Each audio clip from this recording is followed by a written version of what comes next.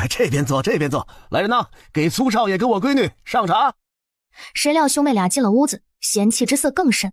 身旁跟着的大丫鬟十分自觉地拿出沾湿的帕巾，仔仔细细地擦拭起了凳子和桌子。方巾笑容凝固了一下，待下人又拿干的帕巾把桌椅又擦干一遍，俩人款款优雅才入座。方巾脸色渐渐有些不好。我们来自伯府，熙然就是你们的孩子，今日来正是为了当年两家抱错孩子这件事。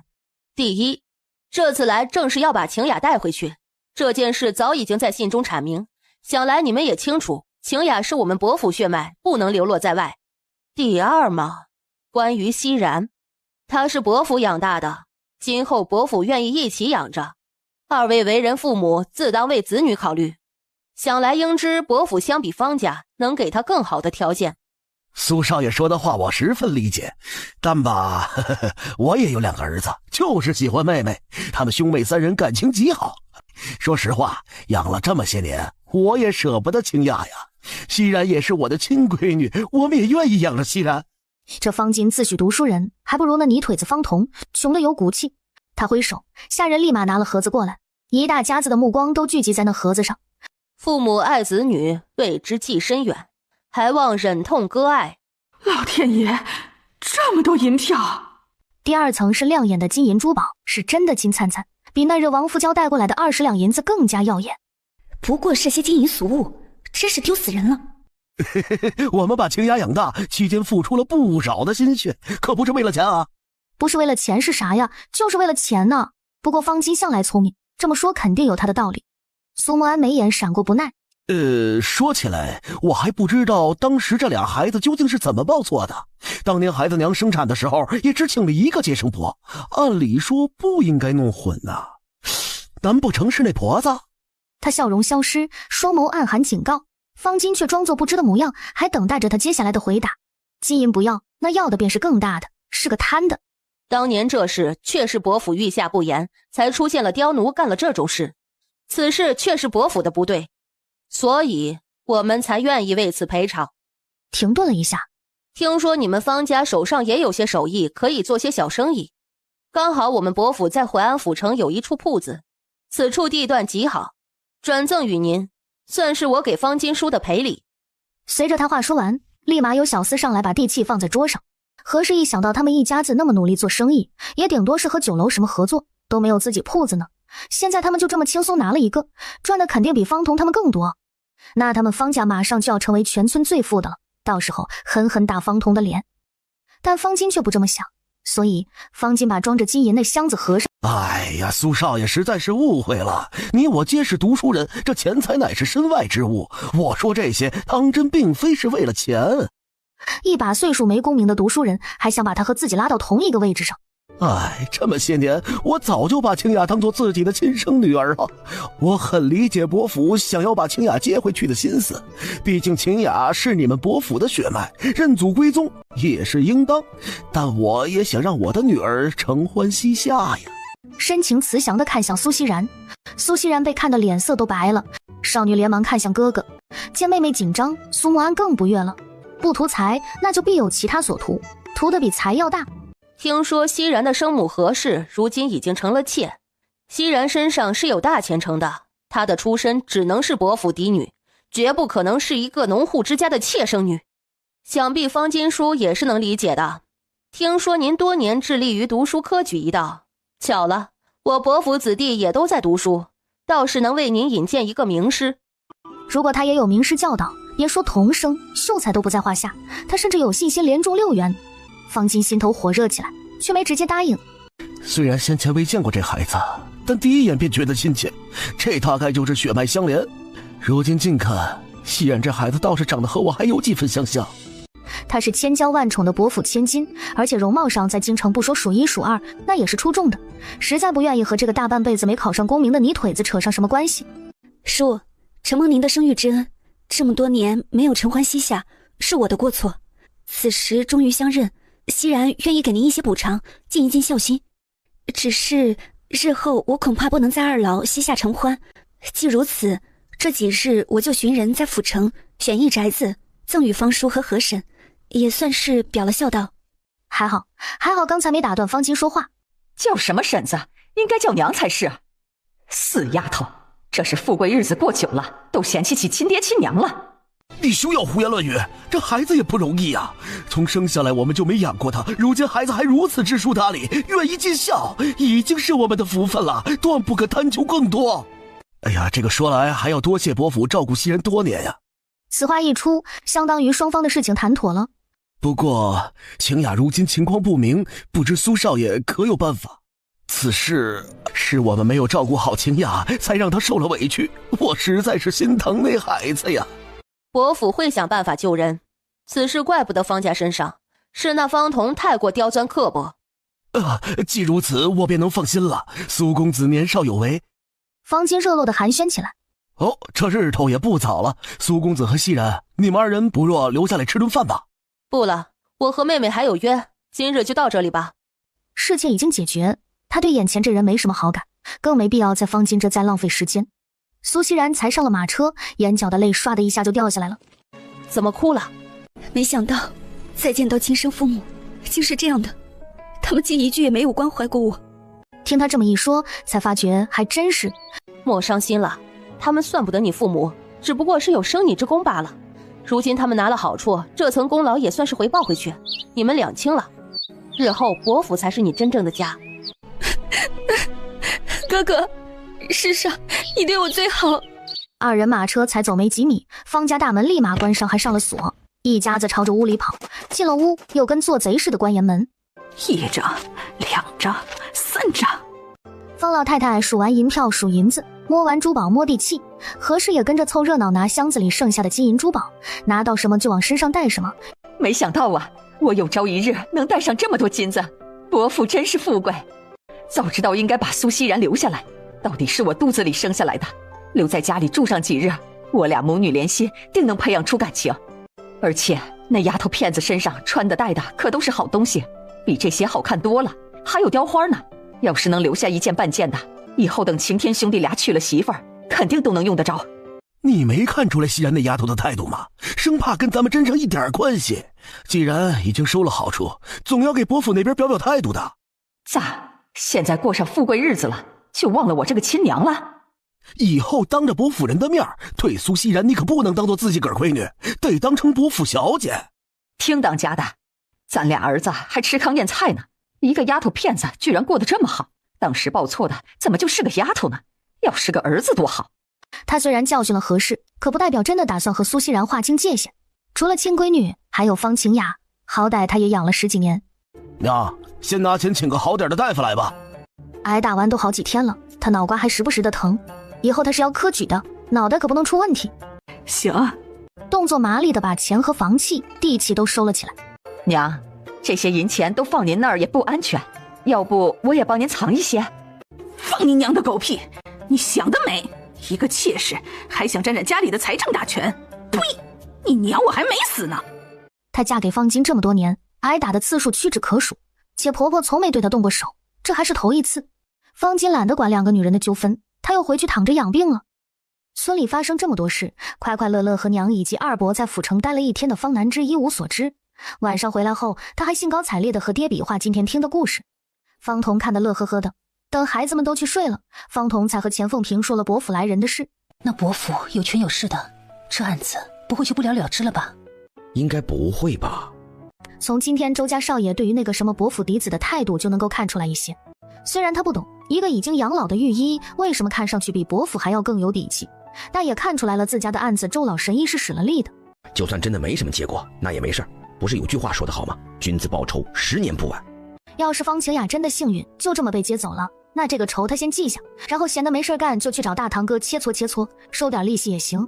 因为方童这里不松口，周家又给他撑腰，苏梦安最后就干脆放弃了他们这边，他亲自出面请县令喝酒，连着请了3回。等到第3回，县令更是说自己公务繁忙来不了，这县令也太不识抬举了些。苏梦安想过以势压人，但是被母亲阻止了。要是把这事儿闹大了，方晴雅的名声彻底毁了。现在这事还只是被压在一个县里而已，等案子结果出来了，大不了拿钱赎人就是了。苏梦安一想也是，终于伯府不折腾了，县令暗暗松了口气，加紧了这个案子的进展。县衙，威武！传犯人方晴雅。年纪这么小的姑娘，这是犯了什么事儿了？瞅着文文弱弱的，不像是坏人。哎，大兄弟，这你就不懂了。这有的人吧，越是看着娇弱，这心眼子就越坏，这就叫扮猪吃虎。方清雅，秦燕状告你无缘无故恶意伤人，致其妹重伤，现人证物证俱全，你可有话要说？回大人，民女有异议，民女并非有意推人，只是失了手。是吗？本县这里有一份脉案，证明受害者当时是后背被人狠狠一推摔倒的，甚至事后身上留下了印子。方南芝只是一个乡下丫头，不应该皮糙肉厚的吗？怎么她轻轻一推还能留下印子？方清雅，你可认罪？他视线向旁边看去，苏沐安冲他不动声色点点头，他这才默认了。民女认罪。那就签字画押吧。最后，方清雅被判了3个月监禁，不过伯府的下人当场出了钱，免除了责罚。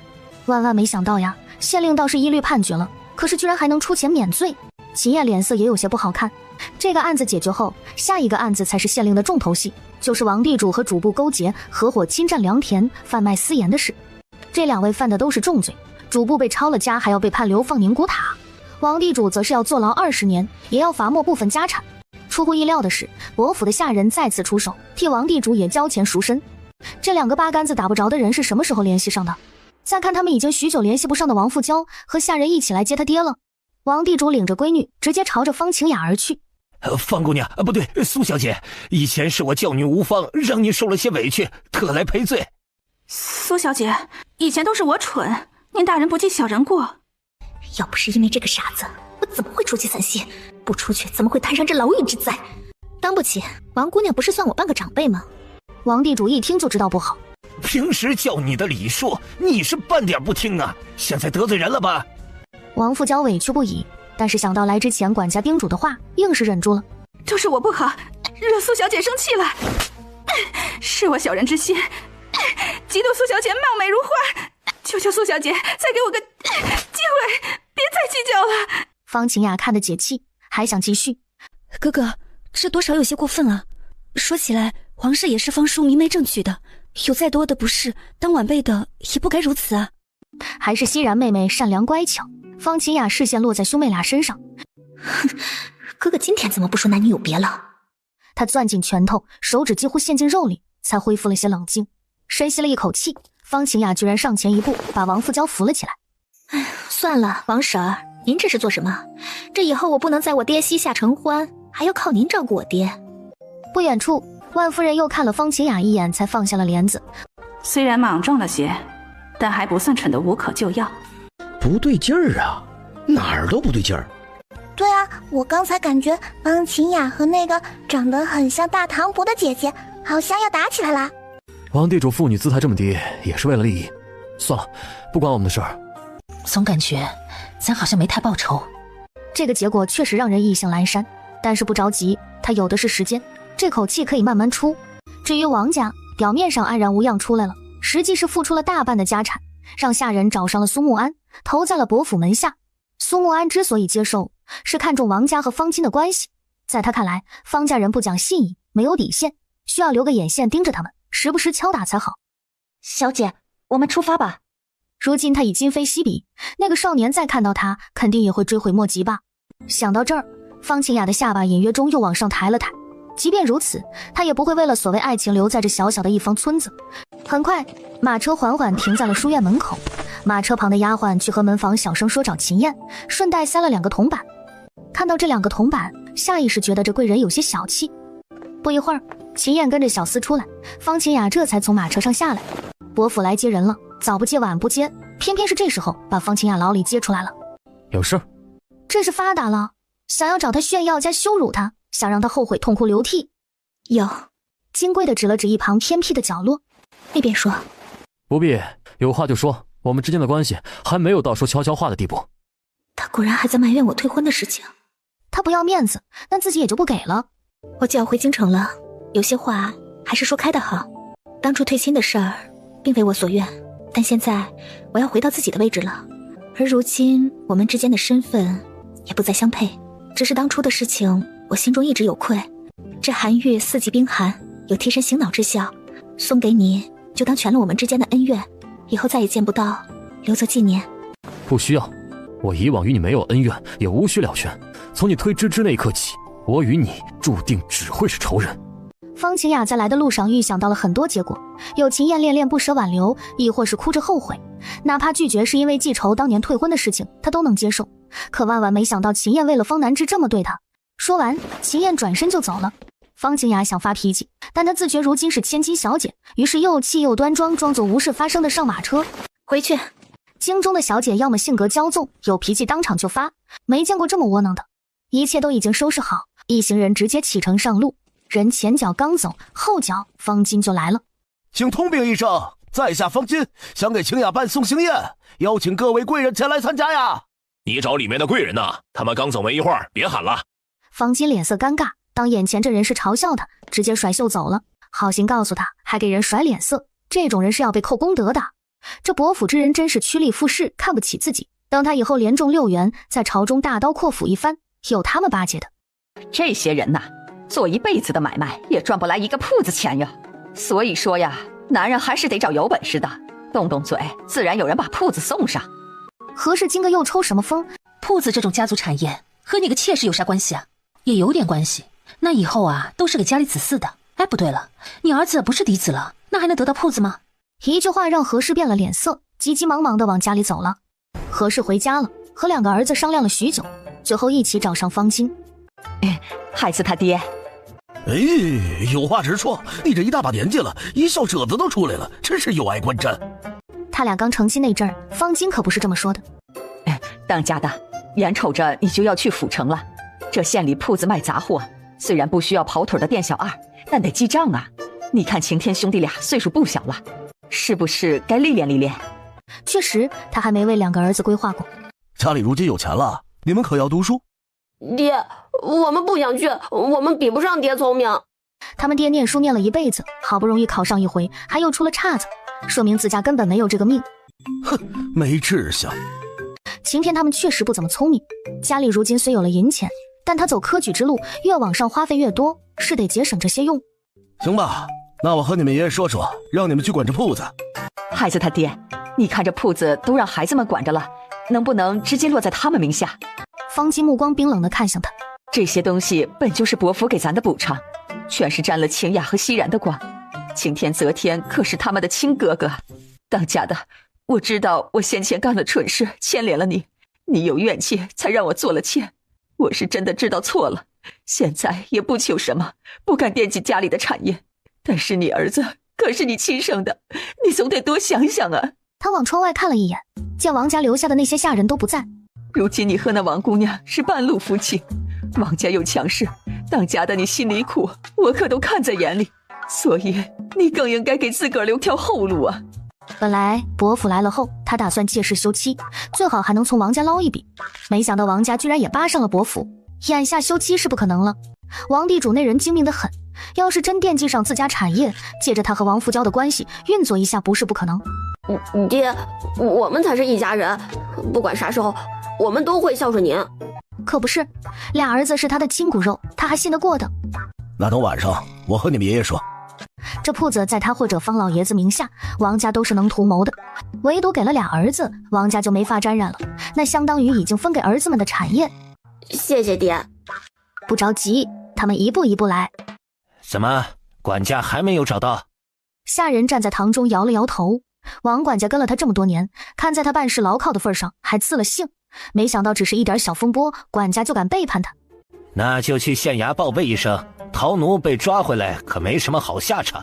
本朝律法严明，对于逃奴，要么送去挖矿至死方休，要么送到战场上当炮灰。下人的身子都跟着抖了抖，这才退下。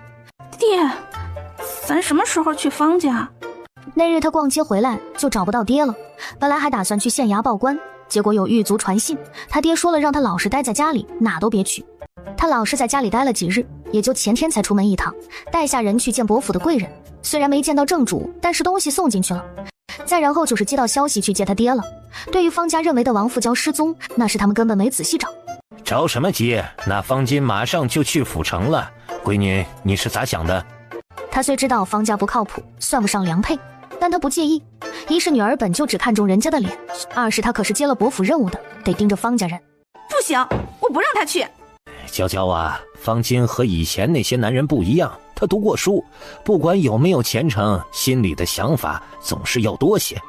你就不能强压着他，有些时候顺着他，最后他自个儿达不到的高度就老实了，也怪不到你头上。爹，你啥意思？总不会要我去讨好他吧？当然不是，傻闺女，爹怎么舍得让你受委屈啊？爹的意思是，你不如跟他一起去府城。方金去了府城，离方家其他人远了，身边只有你，你俩感情不就能更好了？王富娇脸上闪过羞涩。到时候你抓紧点，多给爹生几个外孙。行，爹，我一定努力。不过，爹，你可得经常去府城看我。放心吧，咱家在府城也有生意。随着府事越来越近，家里人都紧张起来。方彤愣是买了不少黄纸，拉着钱凤萍去给秦燕她亲爹上坟了。秦秀才，燕哥呢，马上要考府试了，你可是他亲爹，可得好好保佑孩子沾沾你的文气。你放心，我这个当后爹的呀，也肯定不拖后腿，给孩子把别的事儿都办得利利索索的。咱这俩爹呢，在人间和地下齐心协力，一定能让孩子考中。钱凤萍听了全程一脸黑线，等给秦秀才烧完纸，她才主动提出来去给芝芝娘也烧些，别让人在地下缺了花用。方南知识脑袋好了以后，则是每天下学后和二伯上山挖各种花花草草，致力于给哥哥攒健康值还有回春丹。系统提醒，宿主，这座山上的植物每种都被收录过了。为什么每种植物只能收录一次呀？要不以后我和二伯去别的村的山上。宿主，临近村落和这里的土质、气候条件基本相同，其他的山上的植物和这里大多是重复的。言外之意，想要在附近的山上找到没收录的品种也是很难的。方银不知道小侄女怎么了，刚才还挺乐呵的，她挠了挠头，一转身跑开。芝芝，你看这是啥？她从身后拿出一个微微泛黄、上下比较窄、中间多滚圆的蜂巢出来，里边有蜜蜂呢。方南之则脸色煞白，看向她身后，快跑啊，有蜂群！小丫头一边跑一边喊。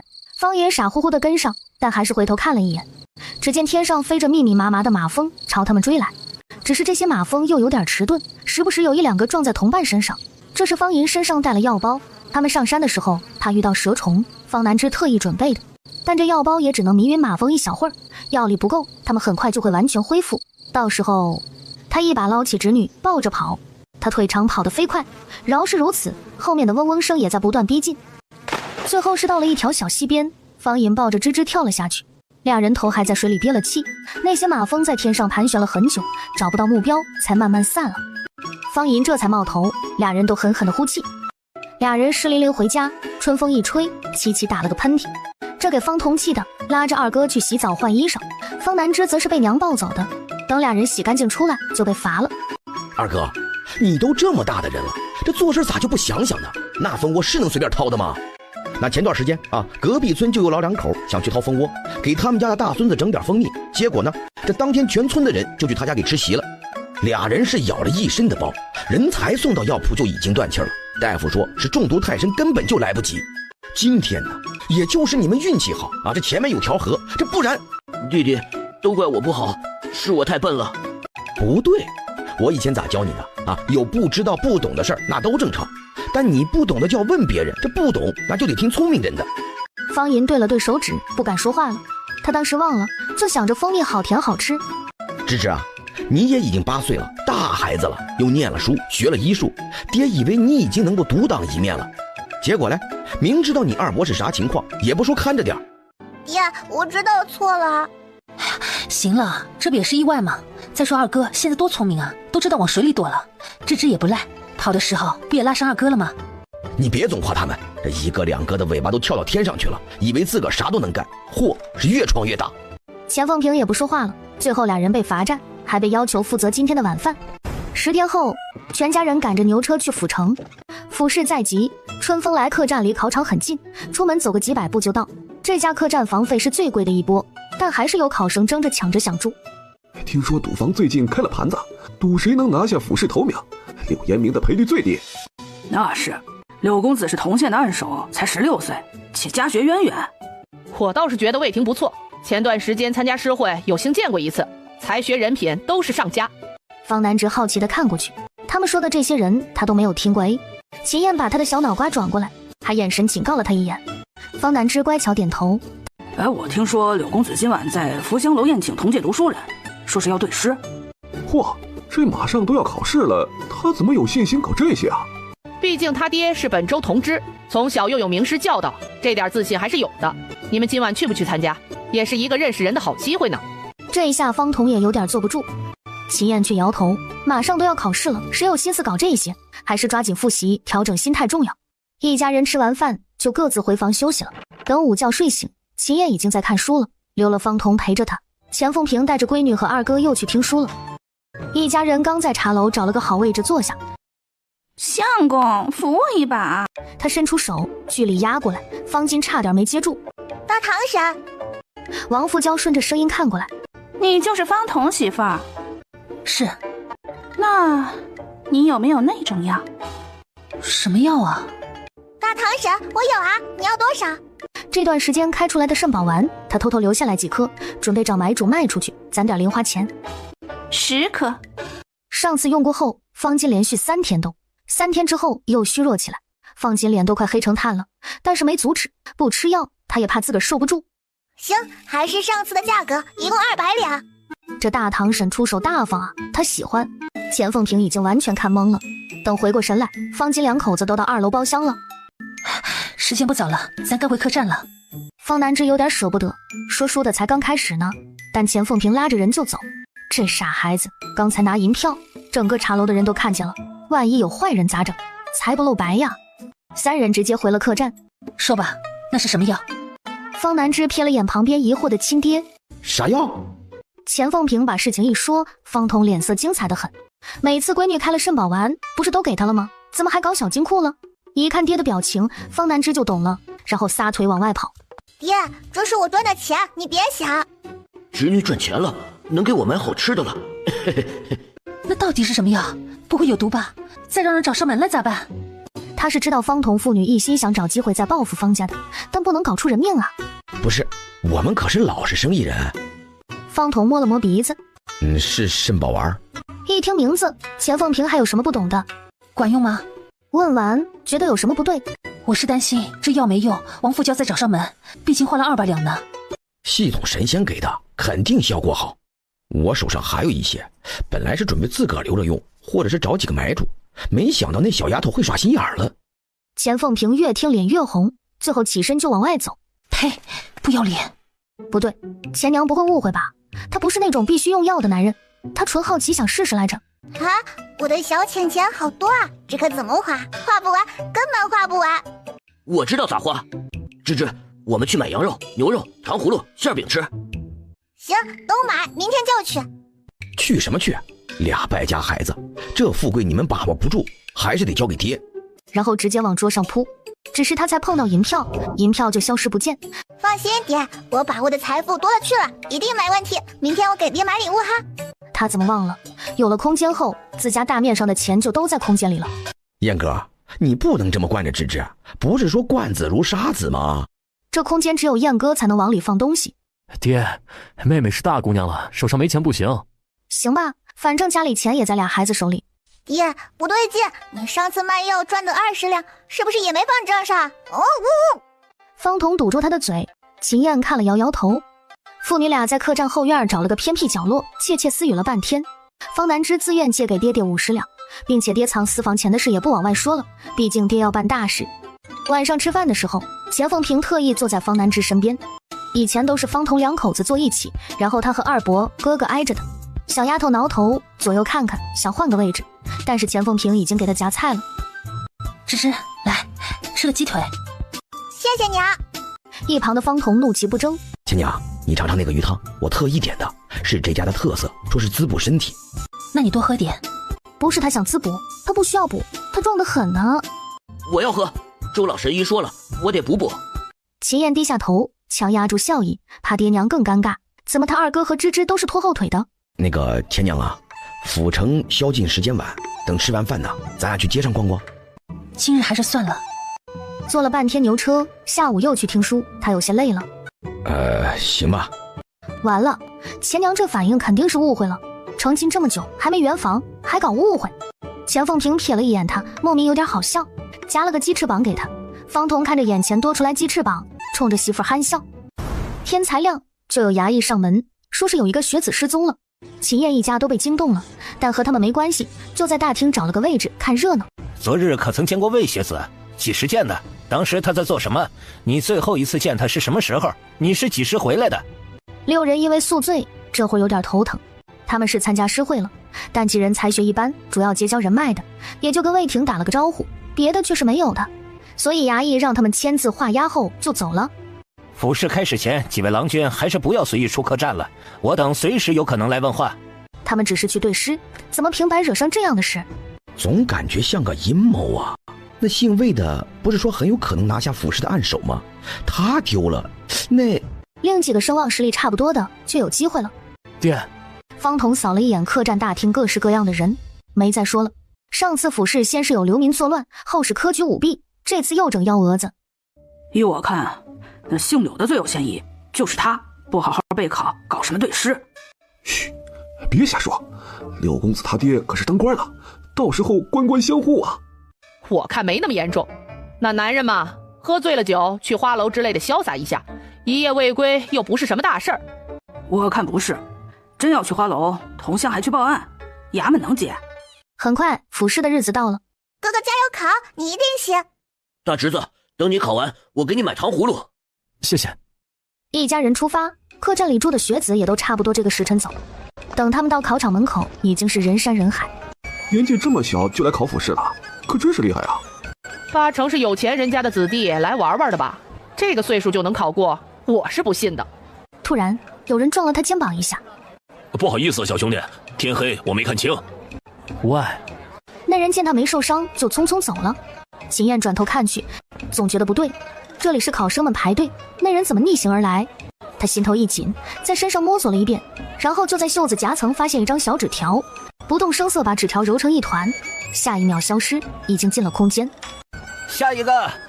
秦燕上前一步，依旧是脱光了衣裳检查，衙役还把他衣裳里里外外翻个遍，没发现什么才点头让人进去了。而马车上，方金一直看着秦燕进了考场。怎么回事？失手了？眼看天色快亮了，不想被方彤注意到，他让车夫赶车走了。方彤他们对这事一无所知，就回到客栈了。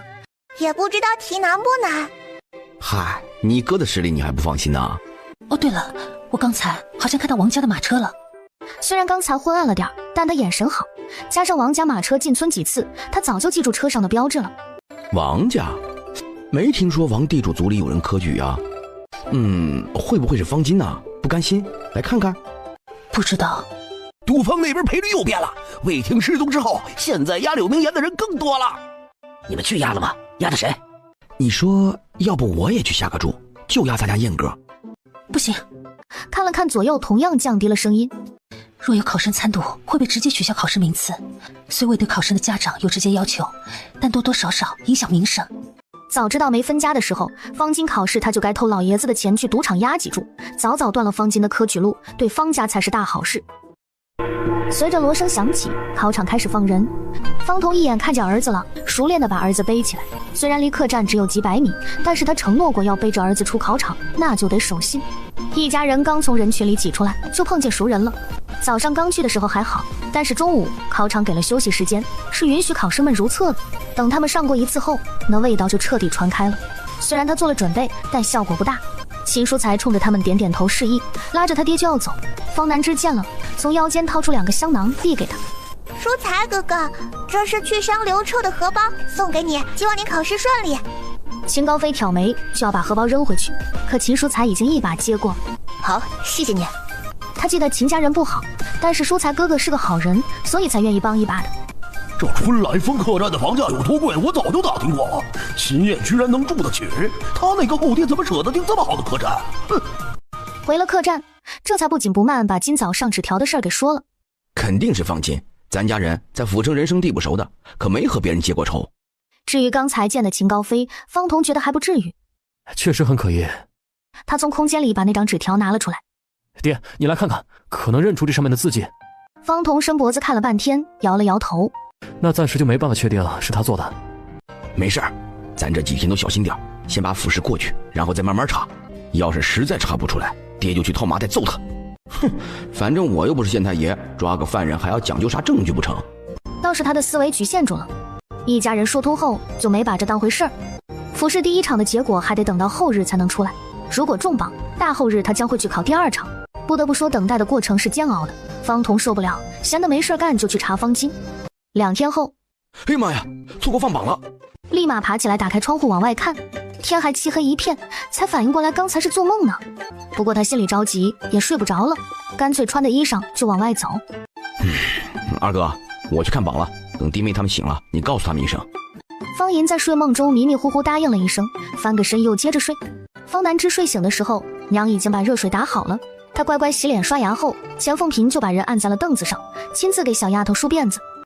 嘿嘿，我可真好看呀！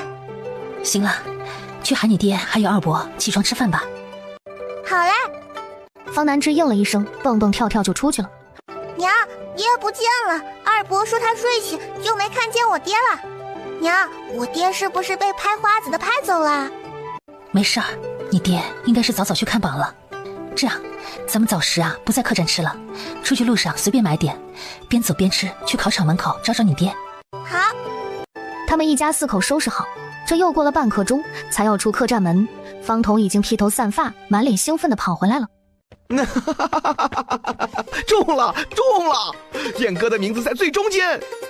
这次放榜虽然没有排名次，但他听旁边的人说了，名字在最中间的相当于头名了。真的？太出息了，咱儿子实在是太出息了。是呀，哥哥长大了，长出息了。秦燕无奈，面上却忍不住露出几分笑意。恭喜秦公子，在下白马县陆无为。恭喜秦公子，秦公子大才呀！在下白马县何大有。府试第1场的头名居然不是柳延明几个有名气的。多谢诸位，同喜同喜。少爷，少爷，你中了！陆无为忙往前走了2步。你可看真切了？小的看得真真的。陆无为大喜。好，等回府后，本少爷重重有赏。所谓是有人欢喜有人忧。夫君，1次没考中不算什么的，等来年我们再来便是。是为父没有，又没考中，不能给你更好的生活。帷帽之下，女人微微蹙眉。唉，何至于此？你有上进心就是好的，为妻别无他求。芸娘，你体贴大度，我就更惭愧了。读了圣贤书10来年，却一无所获。别哭了。女子一把扯回袖子。这点事儿，老娘又没怪你，再哭嚎，老娘可就要动手了。那男人猛然打了一个嗝，然后把泪花都憋回去了。不知为何，方彤见了都有点害怕。嘿嘿嘿，钱娘，还是你好。怎么，我要是凶你2句就不好了？不是这个意思，钱娘，你无论做什么都是最好的。老爷看过了，秦燕中榜了，而且这小子倒是运气好。而且什么呀？有话直说。而且秦燕得了头名。凭什么呀？不过是个毛都没长齐的小子，竟然能考头名。他不能让秦燕再考下去了，否则他很难再翻身。相公，我让人买了新衣裳，你过来我换给你看看。这青天白日的看什么衣裳啊？娘子，我这书还没背完呢。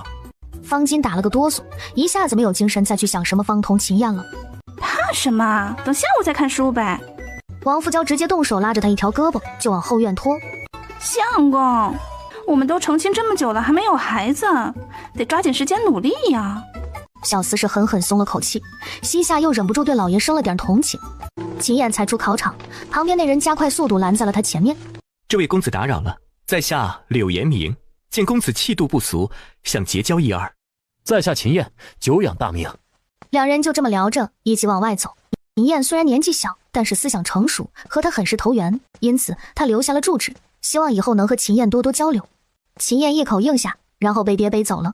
那个叫魏婷的小伙子找到了，说是参加对诗后回去的路上让人给迷晕了，等他再醒过来，就在一间破庙里，这紧赶慢赶的往回走，这今日才找回来，就已经错过了复试。哎，这孩子啊，可是真够惨的。看来幕后之人只是单纯不想让他参加复试，否则不会半点都不伤害他。说起来，燕哥呀，你也得小心点，上次你投名的事儿已经传开了，这背后啊，不知多少人嫉妒呢。好的，爹。事关安全，他也不敢托大。方彤已经在心里决定了，这2日他绝对不能让儿子离开自个视线。又过了2日，是第2场放榜的日子。这次他们一起去看，依旧不排名次，看秦燕2个大字在正中间。方彤捂着嘴乐，秦燕则是在榜单上扫过，发现了秦书才的名字，这才微微勾唇。不远处，柳延明看过榜单后叹气，那道律法题，他本以为自己答得已经很出众了，没想到头名依旧不是他，看来秦燕比他想的还要厉害些。恭喜秦兄，希望第3场结束后能亲眼目睹秦兄的卷子。不敢当。那不是柳公子吗？他怎么好意思来啊？魏婷都被他害得错失机会了，他却一点事儿都没有。小声点，谁让人家有背景呢？魏婷不过是地主之子，在高门大户面前算得了什么？话说魏婷一事还没有证据，你们怎么就定性了？柳延明全程面色平静，似乎没有听到那些议论。秦兄，来日方长，我们有机会再叙话。我家中有事，就先回去了。好，柳兄慢走。秦公子，你年纪小，容易被人诓骗，可不要随心交友。有些人表面谦和，内里却全是肮脏算计。不仅秦燕听见了，就是柳延明也听见了。公子说笑了，某虽年幼，却不是无知孩童。读书多年，虽无大才，却也知道不可妄自揣测他人，应以礼待人。秦公子，你什么意思？在下好心提醒你，就算秦公子得了头名，也不至于如此傲气，看不起我等。今个不说清楚，传出去名声可不好了。蹲在一旁的方南之皱眉，这位公子倒是霸道，我兄长不过说了句公道话，就是恃才傲物了。那天下之人不顺从你就是傲气，顺从你的才平易近人。说来也是，还没确定真相，就凭借一己想法定人罪责，这种行为实在不是君子所为。这是我们读书人之间的交流，你一个女子插什么话？女子怎么了？活该挨你一头。你母亲拿命生了你，就是让你看不起天下女子的。女子本就不如男子，生来就是为了伺候人的。可她若真这么说，便是承认了自己不敬母亲。秦燕压住微微上扬的嘴角，温柔拉着自家小牛犊子似的妹妹走了。今日榜前的一番话，不少人都听见了，还真让秦燕有了些名气。大部分说她乃真君子，也有少部分说她装。不过这些秦燕都不会放在心上，因为第3场的府试马上到了。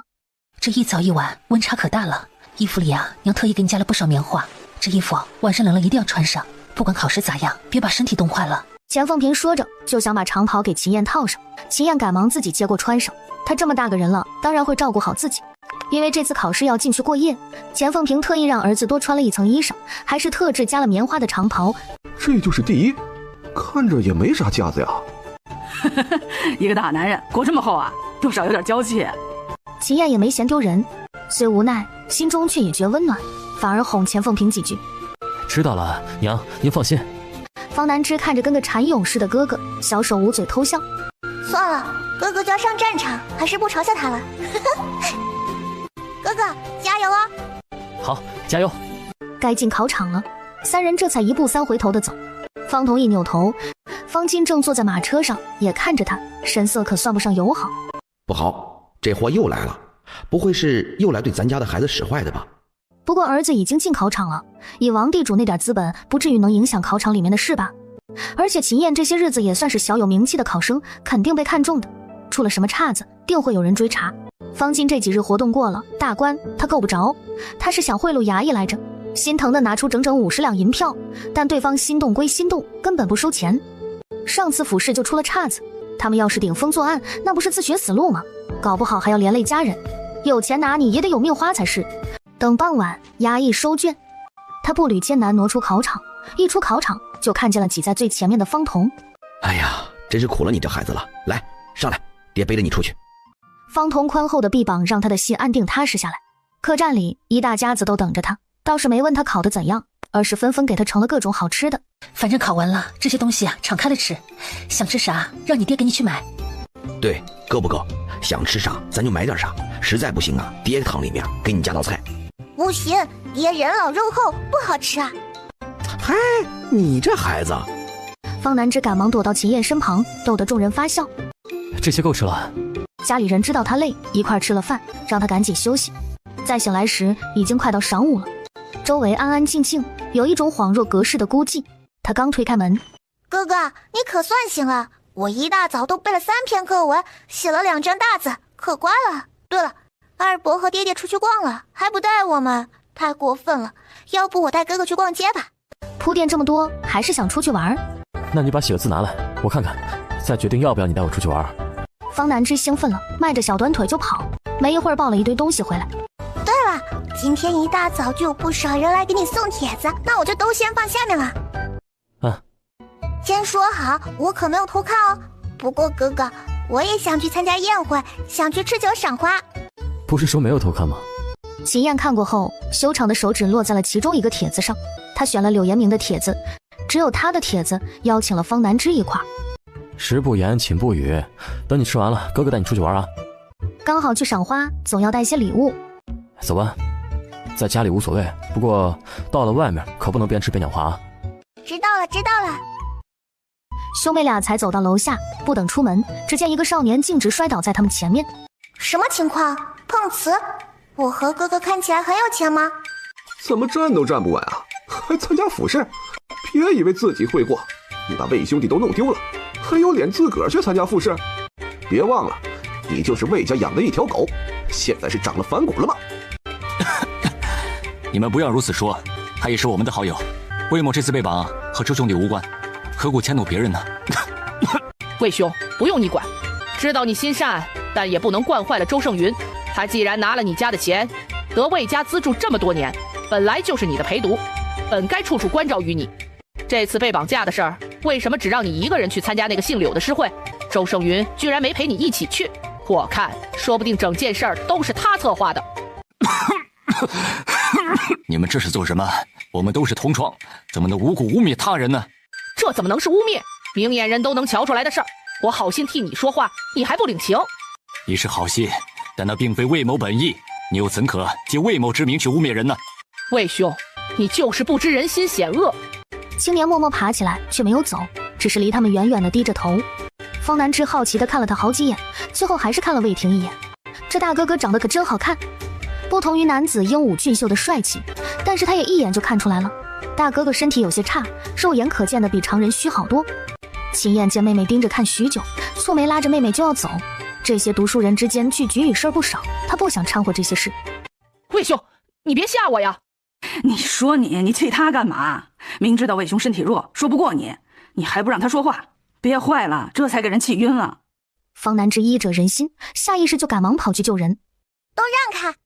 书生一愣呢，被他气势所震散开。方南之赶忙蹲下身给他把脉。小妹妹，你别闹了啊，这不是你胡闹扮演大夫玩的地方。我妹妹没有胡闹，她是大夫，你们不要插手。这不正是前些日子考试连着2轮的第一吗？好像叫秦燕，有哥哥帮忙，方南之安心给人把脉。他眉头一拧，小丫头，你别光皱眉不说话呀，啥情况啊？他这是情绪起伏过大。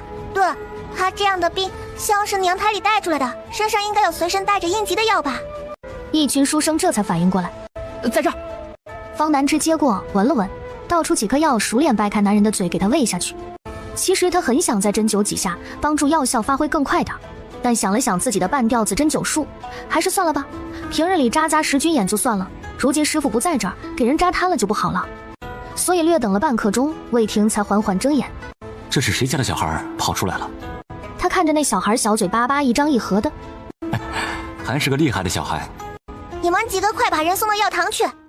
几个书生也是听话，立马好几个人抬起了魏婷，朝着附近最近的药铺走去，把人放在药铺。方南之拉起哥哥就准备走。秦兄，这位小妹还请留步，今儿个多谢二位出手帮忙，还请留下地址，改日不，或者是现在，我们请二位吃酒。我们也没帮上什么，不必了。不，知恩不报非君子也，还请秦兄和这位小妹给个报恩的机会。对，若不能感谢一二，我等今晚怕是要辗转难眠。看他们这不达目的不罢休事的样子，秦燕只能把客栈的地址留下。哥哥，他们可真乖啊！刚才那几个人面对那个周胜云的时候如此蛮不讲理，很让人有好感。说是为了给魏婷出头，却又和人争执，把人气晕。哥哥，难道人都有2副面孔？想不通就别想，有些事儿咱们不知道前因后果，只看那一件事儿就去判断一个人的好坏，总归是有失偏颇的。那倒也是。说完这话，没一会儿思绪就飘到了要去给柳公子带的礼物。哥哥，我们快点去买东西吧。兄妹2人在街上走了一圈，最后兄妹俩还是去了书铺。那小二瞧着进来的兄妹俩，一眼就认出了这是前2日绑下和人争执的第1名。恭公子，小妹妹想买些什么？我和哥哥要买些送人的礼物。送人呢？那二位要不来这边看看？引着俩人来到了价格中等的地方。这是最近刚进来的紫竹狼毫笔，这个是红梅花实验，青云玉镇尺。他以为文具都是像哥哥的那样圆的圆，方的方，没想到还有这么多形状和材料。秦公子和这位小妹若是拿，可以给您便宜200文。这边的东西价格都是50两起步，只要卖出去一个，他起码能拿到500文，这个月的饭钱就有了。我要那个多少银子？方南之看中的是一个蟾蜍张着大嘴的砚台。啊，那个2两银子。不过小妹，这砚台虽然看着是好玩了些，但材质普通，确定要拿来送人？那就这个。那柳公子不缺钱，他花几十两买个自认为贵的，对方未必瞧得上。再者，他也不是需要对方做什么，买个有心意的就足矣。店小二也不好再说什么，利落的给人把砚台包起来。少哥，你不是说便宜200文吗？我那说的是那边的东西，这个可不能便宜200文啊。你没说呀，你就说只要买就给便宜200文。真不能便宜了，这价格再便宜亏本了。便宜100文。不可能。50文。方南之还是试图讲价，但没得到他爹的真传。一块砚台就2两啊，都可以买一盘鹿肉吃了。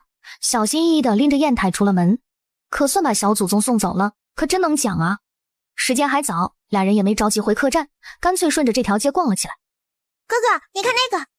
一只翠绿的孔雀此刻正被围在栏杆里，看了好一会儿孔雀，兄妹俩才继续往前。然后方南之又兴冲冲地拉着人到摊子面前，小摊前摆了各种面具。哎，3文钱一个，3文钱一个嘞！方南之自诩现在自己也是个小富婆，直接一口气挑了3个，自己一个，哥哥一个，二伯一个。说着就把其中一个面具递给秦燕。我为什么是小兔？因为老鹰抓小兔。秦燕笑了声，小老鹰抓着大兔子继续往前逛，路过了一家风筝摊子。哥，风筝没玩过，想玩。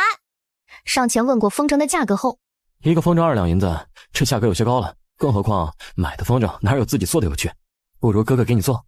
兄妹俩说干就干，立马跑到了一个杂货铺里，买了些做风筝用的纸，然后就是线和轴，最主要的是做风筝要有骨架，骨架要用竹条来代替。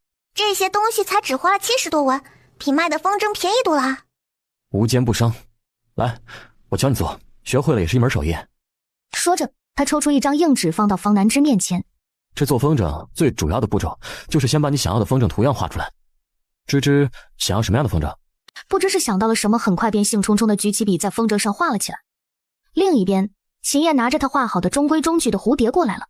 就在他以为小家伙画了一只小猫出来的时候，又见方南之十分郑重地在这个不明生物的脑袋上写了个又大又霸气的王字。好了，大老虎，威风吧？威风，威风，太吓人了。秦燕递给他一把剪刀，把你的大老虎沿边边剪下来。一早吃过早食后，秦燕还是带着方南之出门了。别院是个3进的院子，他们主要是在2进院，池塘旁边则是花园，各种名贵的花种都有。前方5米发现原始纯种菊花品种，请收录，可奖励终极随机盲盒，健康值+10。前方7米发现原始芍药品种，请收录，可奖励终极随机盲盒，健康值+10。前方10米发现原始摇黄品种，请收录，可奖励高级随机盲盒，健康值+50。从开春后，他在山上挖了许久的花花草草，也只有2次系统奖励终极随机盲盒，绝大多数都是低级。可现在是怎么回事？基本全是中级，甚至第一次出现高级。金公子，实在是没有想到你今日能来，是我的荣幸。柳公子客气了，既接了帖子，自该受礼。金公子不知昨夜之事，衙门的人来找过我。昨日所有参加对诗的人被请去问话，自然包括他。猜到一些，不过柳兄既然安然无恙，府衙定是查清了的。柳延明定定看他许久，才多少明白些。或许没有查清，但案件相关的魏公子已经不打算追究了。这是为何？这事闹得这么大，府衙都已经上心了，魏廷这时候不追究，恐怕府尹大人不会太高兴。不过魏廷作为苦主，突然无故撤告，难免引人猜测。尤其柳家不简单，很容易让人想到以势压人。此事恐怕没有那么容易结束。是啊，只是我等插不上手。不说这些了，这位就是令妹吧？柳哥哥好，我姓方，名南之。方妹妹，和秦燕并非同姓。我们去凉亭小坐可好？那里高些，赏花更有意境些。恭敬不如从命。凉亭正置于花园正中央，且修得有些高，往下张望，仿佛已经身处花海中。前方1米，发现原始名品丁香花，请宿主收录，可奖励终极随机盲盒，健康值+10。系统的声音有气无力，显然他也察觉到是不能收录的。系统哥哥，你别着急，一会儿我凑近点摸一下花花，你能多看看啊？系统沉默。方妹妹，若是有喜欢的，一会儿啊，我让夏日给你搬一盆如何？谢谢柳哥哥，我喜欢花，但远观即可。郑先生说过，无功不受禄，况且他们才认识，平白拿了人家东西总是不好的。等回去的时候路过花市，给妹妹买一株喜欢的，何必要别人的？柳公子，你家这院子布局不俗，可是请人设计的？是啊，请了罗大家画的图纸，只是这宅子小了些，不能完全复原图纸所画。倒是在城外有个庄子，布置比这里还要周全。若有机会，请秦兄去共赏。那就要叨扰柳兄了。不管外面的传言如何，就他和柳延明相交这2次，后者进退有度，知礼大方，是个可交之人呐。可真有钱啊！这么大的宅子还说小，我家什么时候也能哪都有房子啊？而且自家的院子里就能看小桥流水。三人又谈论了些花色、怎么养花，以及关于花卉的诗词后，依旧没有别的客人登门。柳延明就带着兄妹2人泛舟。可惜这时节莲蓬还没有成熟，不然去摘莲蓬也是一件趣事。前段时间没日没夜的读书，加上俯视带来的心理疲惫，仿佛都随着微风消散了。确实，柳兄家的这池塘实在是点睛之笔。以秦兄前2次考试的名次，这次复试啊，通过是板上钉钉。不知秦兄可打算来府城读书？知道他出身农家，求学不易，现在只是在县城的一个书院读书而已。若秦兄有意，我可以为你引荐进入白松书院。白虫书院的院长是进士出身，只是考中后在官场沉浮了2年，厌倦了才出来教书育人。有劳柳兄费心，秦某暂时没有这个打算。3人消磨时间到下午，还在船上吃了一顿午食，秦燕才提出告辞。柳延明亲自将人送出门口，看着兄妹俩走远。魏婷他不肯来吗？魏公子是被府尹大人请去做客了，还没有出来。不知道魏婷愿不愿意配合府衙，他可不想背下这口黑锅。若是名声太坏，即便府试考中了，也可能取消名次的。所有参加对诗的都挨个问话，最后查出来，魏婷在诗会后是独自离开的。说是醉酒，但他身体不好，也没喝多少，应该之后的事儿他有印象。我听府尹大人的意思，要把这事儿查清才公布府试的榜单。什么？发榜推迟了？那姓柳的也是，没事搞什么对诗啊？等待榜单的日子自然是煎熬的，而且有些考生家境一般，客栈住久了也要多不少钱的。那这得推迟多久啊？村里地头的活计还得他回去忙活。爹，不用担心，这案子拖不了多久。行吧。对了，我进来呢逛了逛铁匠铺，发现这里比咱村便宜一点，要不打几个锄头啥的带回去？行，这是正经事儿，我跟你一块去。爹，那府城的木匠店便宜不？咱们打个篱笆，我知道一种新篱比原来的好用。前段时日，他在系统上抽奖，抽到一个工具书大礼包。怎么了？傻了？是不是跟你二伯玩多了？弟弟，你说我笨？我没有。他哥是真的成长了，连拐弯抹角的话都能听懂了。不许这么说闺女和二哥。现在播种完了，哪还用着犁地啊？这孩子可不是傻了呢，说胡话。不犁地买什么犁具？那不是浪费钱吗？爹，没关系，犁具买了明年还能用，或是种冬小麦也能用。不过芝芝，你要打犁具的话，还是回县城买，那东西太重，咱带不回去。他点头，觉得哥哥讲话就是比爹好听。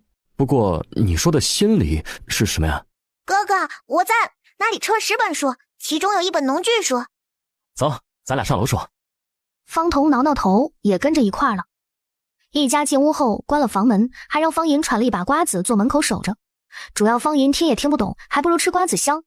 方南之把10本书都从空间拿出来，光是5000年农具发展史，秦燕翻了几页都觉得心头剧跳。再看那本铁怎么炼成钢的，铁一直是朝廷管制，如果真的能出现钢，那芝芝，别的书倒是没关系，但这本书你绝对不能拿出来，更不能当着人的面看。方南之似懂非懂点头。这书现在拿出去被人发现，会给全家惹来祸事。家里还是太弱小了，根本经不起风浪的。我听哥哥的。秦燕当即把这本书收空见了。方彤听得一头雾水，但他也没追究那是啥书，芝芝，你说的那个新离居是个啥样的呀？爹，你不是不要吗？哎呀，嘿嘿，爹说错了吗？我闺女呀，绝顶聪明。爹呀，明天陪你一串糖葫芦。门外传来砰砰2声，2串，二哥和芝芝一人1串。钱凤萍看得好笑，方南芝还是大方的原谅爹了。他翻页到离居那里，给他们介绍这东西的好处。整一个试试。这书啊，我看还有不少农具。芝芝啊，你可得好好看，好好学。我和哥哥一起看。